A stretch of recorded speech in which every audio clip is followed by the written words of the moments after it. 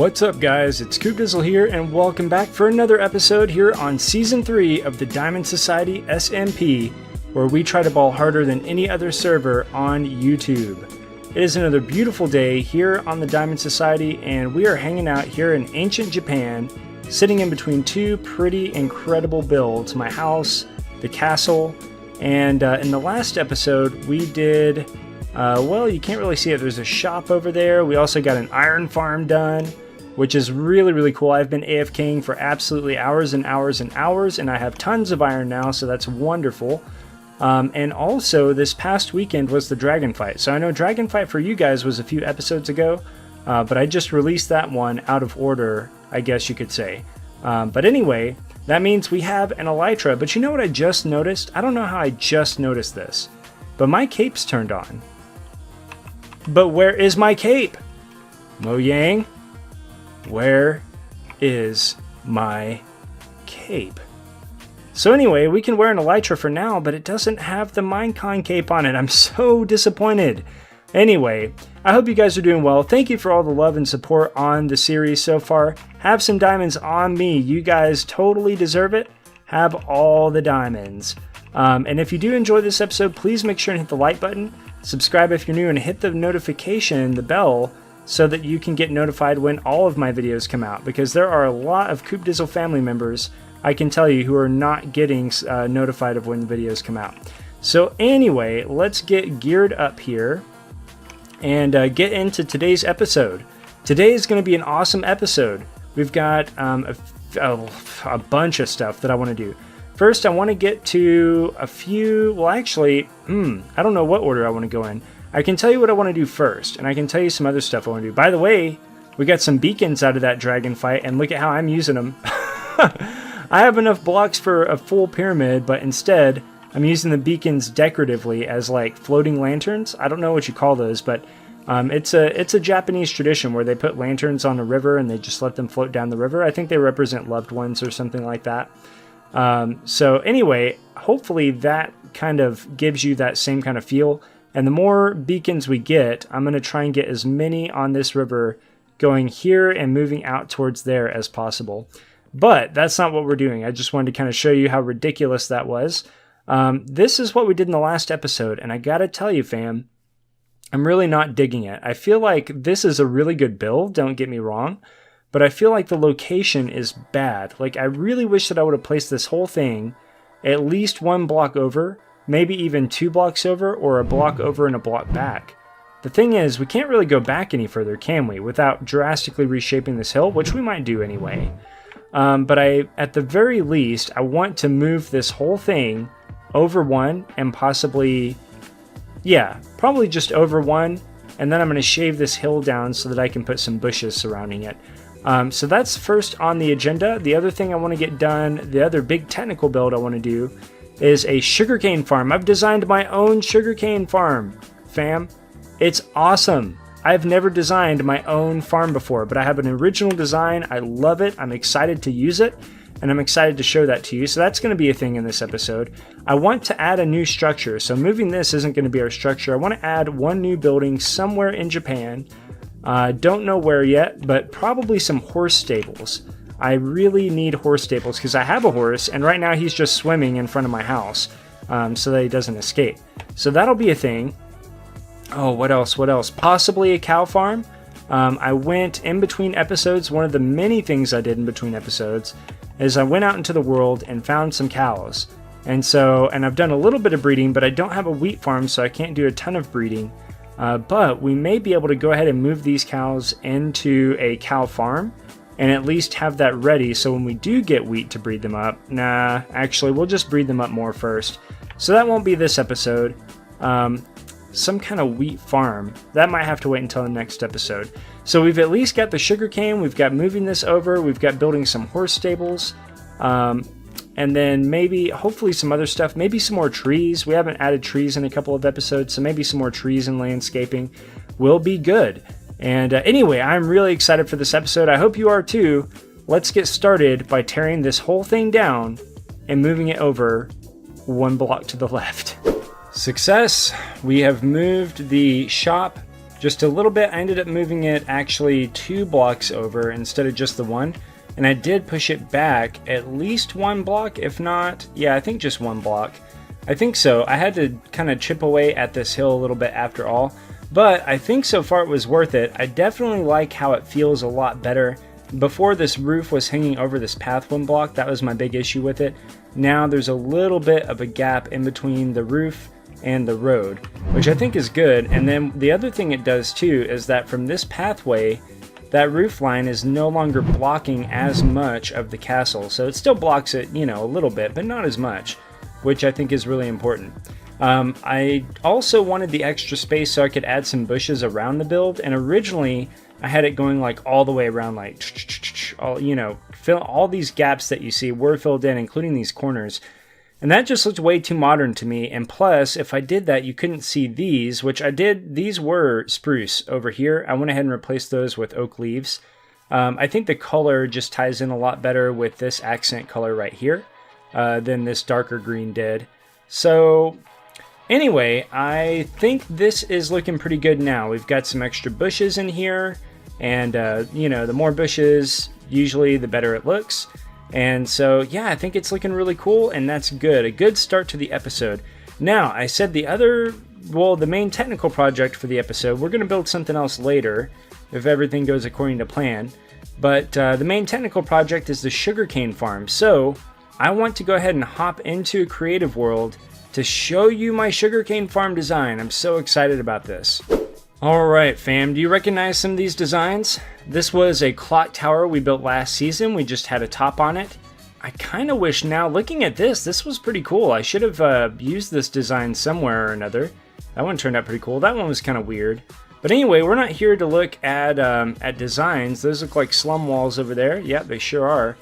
But anyway, remember this bad boy from Season 1 of the Diamond Society? And we got this sanctuary build over here. Man, I mean, there's not a whole lot here, to be quite frankly honest. But anyway, it's kind of interesting to go back and look at some of the old stuff. And there's the creative build of the castle. Awesome. There's the creative build of the shop we just did. There's towers that I showed off at the end of last season. These are my practice attempts at cherry blossom trees. You can see originally they had more glass, including a lot more glass on top. In fact, it looks like it was all glass on top. Oh, I kind of like that. I wonder if I should go back and do that. Let me know in the comments what you guys think about just having straight glass on the top to get that little bit of extra foggier effect. In fact, yeah, it looks like I pretty much did glass on the outside of everything to get that foggy effect. Yeah, let me know. I mean, you can kind of see this concept. Here's a concept for white cherry blossom trees that I worked on. I just didn't like those as much as the pink ones, so I ended up not using them.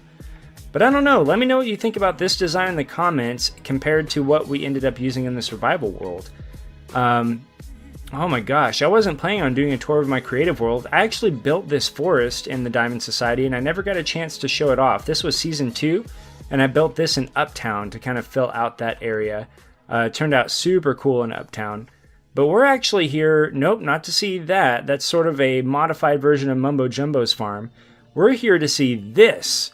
This is my very first original Redstone Farm design, and I'll tell you what, fam, I had a few, while we're doing this, let's go ahead and grab this and just start putting these in place. I had a few goals for this. I really wanted it to be, too high, okay, so yeah, I didn't want a one tall sugarcane farm, I really wanted a too high sugarcane farm. I really wanted an observer block powered sugarcane farm where each tile had an observer block, so that way it would be as fast as possible. Like when one tile grew, the observer would pick it up and then lag and then push it out. I was not able to make that work, sadly, but I did get this. Now check this out. We do have an observer block, and the observer block, when this sugarcane reaches too tall, basically this piston right here doesn't have to be a sticky piston. We'll push that sugarcane out. It'll push both sugarcanes out, but that will also send a signal. Okay, so here's where the redstone signal comes out. Boop, it goes into this repeater, which goes into this comparator. The comparator basically turns this, like this is just a little quick flash they really need to lengthen that signal, in my opinion. But anyway, so this comparator turns it from a quick flash. The repeater comparator basically lengthens the pulse, and that way it prevents glitches. It prevents the farm from glitching out, basically. You've got 1 sticky piston per every 8 slime blocks, and each of those slime blocks will push out each of these slime blocks. And basically the problem with a lot of sugarcane farms is that, like right here, you'll see that one of these, probably the top one, will fall down onto the ground and not make it to the hoppers. Whereas these slime blocks are just going to push the sugarcane several blocks into the distance, okay? So let's check this out. Oh, one more thing. So the signal travels, it powers these pistons, which push out the slime blocks, but then the signal also gets pushed into this block by the repeater, which goes up the torch, powers this block, which depowers this, which is unpowering this signal right here. But basically, anyway, when the power comes up here, it alternates these torches, turning this one on, and then giving a signal right here, and we have the same kind of redstone hookup that we have down here. And basically, what's cool, what I like about this, is that you could expand this thing infinitely. You could go in both directions if you wanted to, like, we could just split this off and then make it go the other way as well. You can go as far down as you want in any direction with repeaters, and then you can stack it as high as you want to. So it is a tileable, stackable farm. Man, I'm proud of this. And check this out. Here's where the magic happens. So we're waiting. Sugarcane grows. Boop. Boom. Look at that. See how far that sugarcane went? Now, obviously, we're going to have a glass wall. So it's just going to hit the glass wall and fall down here. Let me see if I can get... Yeah, but see how that sugarcane fell down there?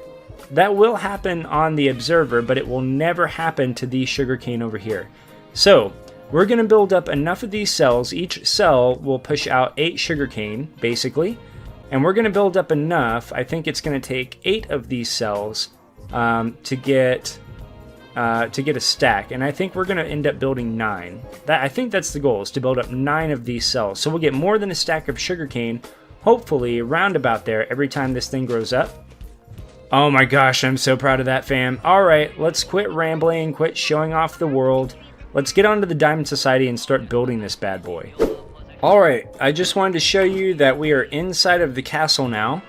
And let me show you where the sugarcane farm is going. It's basically going at the very top, almost the very top of the castle. And just a quick update on our Iron Farm villager breeder. The villager breeder is working. I just killed off a few villagers, and we have been collecting other villagers, trading with them, checking their trades, that kind of thing. And so hopefully pretty soon we'll get some more villager powered farms going and start really getting the trading going. Yeah, let me make sure that yep, there's my villager working hard. Good job, buddy. My farmer working hard, I should say. Oh, this already grew. Okay, so I've just laid out the farm, basically. It's going to be up here, and hopefully that makes sense. If we go up this ladder, we're at the very, very top of the farm. Ooh, I need to fix that in a hurry. But anyway, so I think we have enough room here that we can build 3 of those cells. And if not, we'll build at least 2. But we've got our timer over here, and then we've got 1, 2, 3, 4. Okay, so we only need to go 2 tall to get the sugarcane. If we can fit 3, that would be sweet, but I don't know if we'll be able to. So we'll see. So I'm just going to grab some stuff, and yeah, let's grab a whole bunch of this. Yep, like so. Get the polished diorite going. What else do we need? We need... Yeah, I'm going to have to make some materials. I kind of wanted to build a little bit of this on camera, but you saw it. The layout is extremely simple, and you saw how that works. The only thing, survival-wise, is that I do have like water flows going underneath the pumpkins there, so that's how we're hydrating the sugar cane, if you're wondering about that. But yeah, everything else is going to be exactly like what you saw in the video. If you want a redstone tutorial over this sugarcane farm, let me know. I'll be happy to put one together, even though I don't want my channel to become a redstone channel by any means. But let me know, guys, and we can make that happen for sure. But I'm going to get to crafting some redstone stuff and start building up this farm, and then we'll come back when I've made some progress. Alright, the first layer of the sugarcane farm is in place. I really don't like how it looks with just a straight wall of glass, So I might want to come up with a better design, something, I don't know, something more interesting at least. But yeah, let's knock this out and we can see this bad boy in action. This literally took just a couple of minutes. I mean, it was fast. Boom! Did you see that? Let's do it one more time. Man, this is so cool. Oh, I didn't get it. Boom! All right.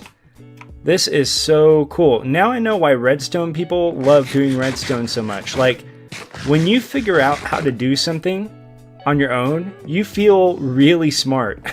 I'm not saying that I am really smart. I'm just saying you feel that way when you can solve a problem. Now, this next one is going to be an issue. You can see down here, originally I thought we were just going to get 3 cells and we were going to go 3 high. I don't think we're going to be able to fit 3 high, but I pushed this all the way, this timer, or basically the observer block timer, so to speak, all the way up against this wall as far as I could, and we are able to squeeze 4 cells in, but that's going to be a problem when we hit right here. You know, like we're going to have sand, we're going to have sand, sugarcane, and then sugarcane should be right here. Yeah, gosh, I don't know. So that means we may have to take out like a little bit of this right here. And if we do, that's okay. It's not going to look the best from inside, but from outside, I don't think it's going to cause any problems. I don't know, we'll see, but I'm going to get back to work and try and get this thing finished off. But even as of right now, guys, we have an operational sugarcane farm, and I'm so excited to see that. So let me get this next layer in, and we'll call it good. Alright guys, well, we've got 2 stories in now for the sugarcane farm. Now please don't let this destroy, I mean, I know, okay, I had to shift the second floor over by 1 block because basically this was tall enough that it was going to interfere with the outside design. So I just didn't have a choice. I don't love that it shifted over. It's kind of weird, but you know what? I almost didn't notice it. Anyway, let's check how this is working. I have not tested to see that the second floor will fire off just like the first floor does. So let's just break in here and then grab some sugarcane and pop it in. Yeah, baby! That's what I'm talking about. That was cool. I want to do that again. I just love this action right there. That is so cool, man. Oh, redstone is fun. Redstone is fun. And what have we got here? Why did you end up right there? That is peculiar to me.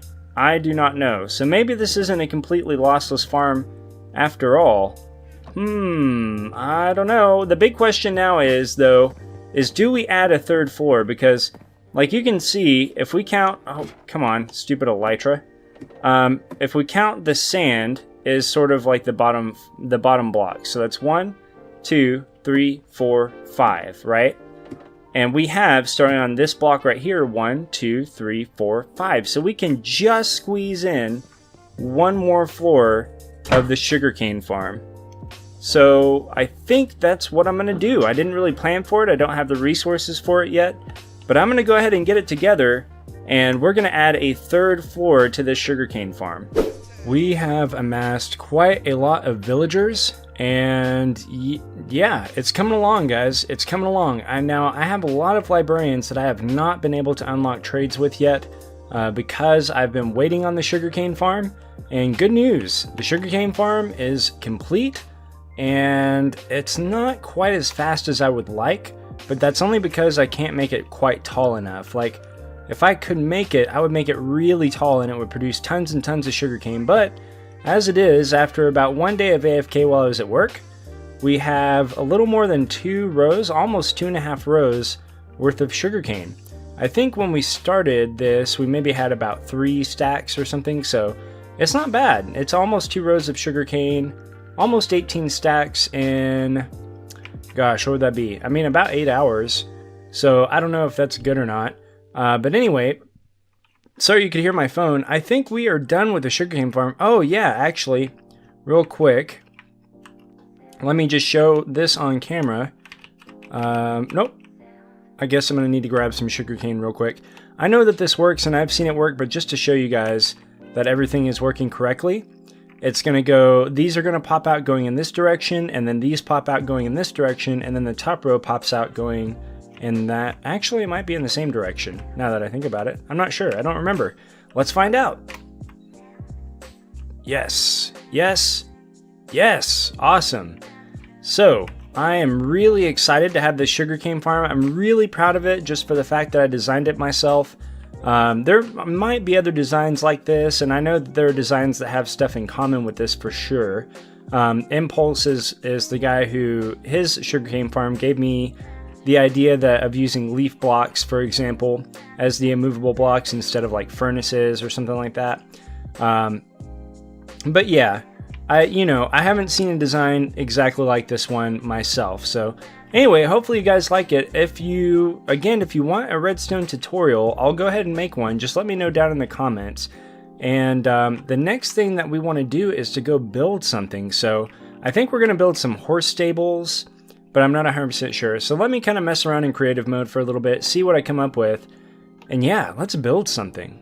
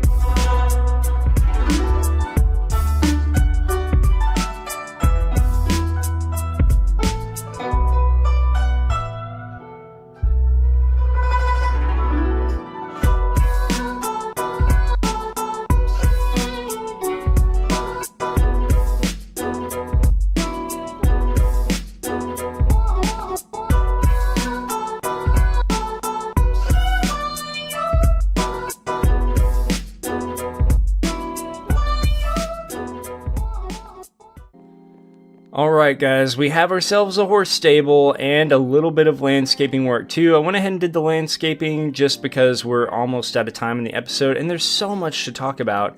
So I'm going to get through this as quickly as I can. Hang in there with me. But yeah, I like how this turned out. If you enjoyed that little time lapse, by the way, please make sure and hit the like button.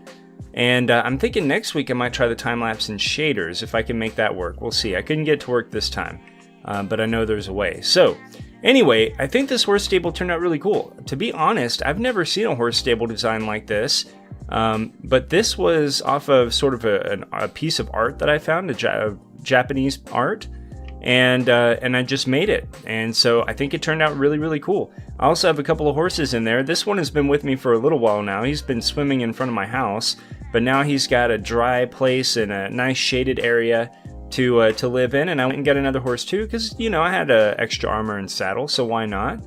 Now, one curious thing about this build that you may have thought when you were watching the time lapse is glass. Why glass? I've been avoiding glass this whole time, but you know, I thought about it, and I thought about for this build in particular, and one thing about traditional or feudal Japanese architecture is that a lot of their walls were made out of a paper, like a paper material. Now, I don't know much about that in particular. It's not necessarily transparent, although sometimes it is. Sometimes you get a really thin paper that is transparent, and I thought that would be really cool for the horse stables. And so I went ahead and tried that. So that's what that's supposed to represent. It's sort of like a paper material, maybe a thin paper material. But anyway, also after the time lapse, I came in here, I filled all of this in with coarse dirt, and I'm really torn about what to do because, you know, when I'm developing an area, I try to fill in as much space as possible. So having this just grass here really bugs me, but having, you know, bits of the bone meal grass also bugs me because I feel like it's in the way. You know, if I put a bush in the way, that doesn't make sense because you're trying to get horses in and out. You know, should I spill the coarse dirt out towards the path? Like I could, but this is the area where the horses are most of the time. It makes sense that this would be kind of torn up. Another thing I would add to this too, if I could, would be, of course, hay bales. But I just don't have a good wheat farm, and so I don't have access to hay blocks. Otherwise, I'd have, you know, I've got this trough over here, but I would have like stacks of hay over here, maybe a little bit of hay inside the horse barn, maybe some in the ground where it's kind of spilled off of the hay bale or something like that. But anyway, let me know, do you like this horse stable design? I personally like it. I think it's pretty cool. Now, another thing I did that I do think turned out well was the cherry blossom tree. And this one is pretty unique. Now, you can't really see the branches unless you're able to peek through some of the glass a little bit, like right there. But this is a unique system, or a tree, you know, branching system.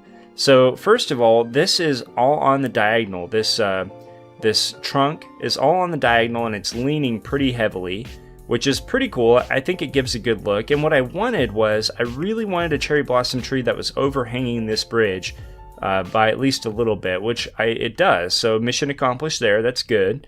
But then the other thing is, the branch work is different because usually I have one branch going off roughly in each direction, so you get a nice round shape. This one doesn't have that rounded shape because I only did 3 branches, and I kind of wanted to see, like, I didn't want a branch that was going to interfere with this right here, so I thought, you know what, let's try this and see how it turns out, and I think it turned out pretty good, so I'm really happy with it. The other thing too that is new, although I haven't done it to these 2 cherry blossoms, I did it to the rest, is I went and made some pink glazed terracotta, and I think, you know, that was part of my creative build. I just never had it for the survival builds, and so I just went ahead and made some, you know, just dug up some clay or whatever, because we don't have the mesa yet. So anyway, I think it's cool. I think it breaks it up just a little bit, and I made those the most rare ones too. So, you know, there's like one of these every 2 to 3 to 4 blocks. There's only 1 or 2 of these per layer of the tree. And so they just pop out a little bit, and I think they kind of almost look like a fruit or something, but that pink leaf design I think is perfect to add into a cherry blossom tree mix. Yeah, I've got to do it on this one too, and these. But yeah, that ended up taking me a long time, about an hour and a half, about an hour and a half probably to get this tree done and right. A tree like this one only takes me about 30 minutes now. I can bang those out, but see, they're not that complicated. You know what I mean? It's like one branch in each direction, really simple trunk. But stuff like when I try to do, you know, in important locations, I try to do something a little more different. Like this one has a splitting branch, or a splitting trunk. And so that one took a long time as well. But anyway, so I like how that turned out, and that turned out pretty good. Oh no, Curly Mally. While fighting Curly Mally, what? Lol. Are you okay? That is hilarious. He must have shot himself with an arrow or something. I don't know. But, I don't know. Anyway, this pathway I don't like. And so I need some help with this pathway. Now, I like stuff like this for nature-y areas. And I tried to keep this... Yeah, so let me show you. Here's what I really want, guys. I kind of just want the path block. In the developed areas of Japan, I kind of just want this path block because it looks like dust, it looks like dirt, and it has a nice texture to it already. It has some shading to it, which looks really nice. Now, for less developed areas, like this hill is a less developed area, I think this path design works really nice, and I mixed in more cobblestone and some gravel, some more gray blocks to represent more rocks and things, like maybe they tried to make a path and it's broken down or so. But I think, you know, for the more developed areas, like this is going to be filled with houses. I kind of want to do, I don't know if I can fit it, but maybe a little schoolhouse or something. You know, high traffic areas, I kind of just want it to look like a dusty road. You know what I mean? Which the path block does really well. You know, as soon as I added this, I mean, I just don't know if I like this. You know, and maybe in this spot it's not so bad, but over here I used less gray blocks because I wanted to try and maintain that more dirt color palette.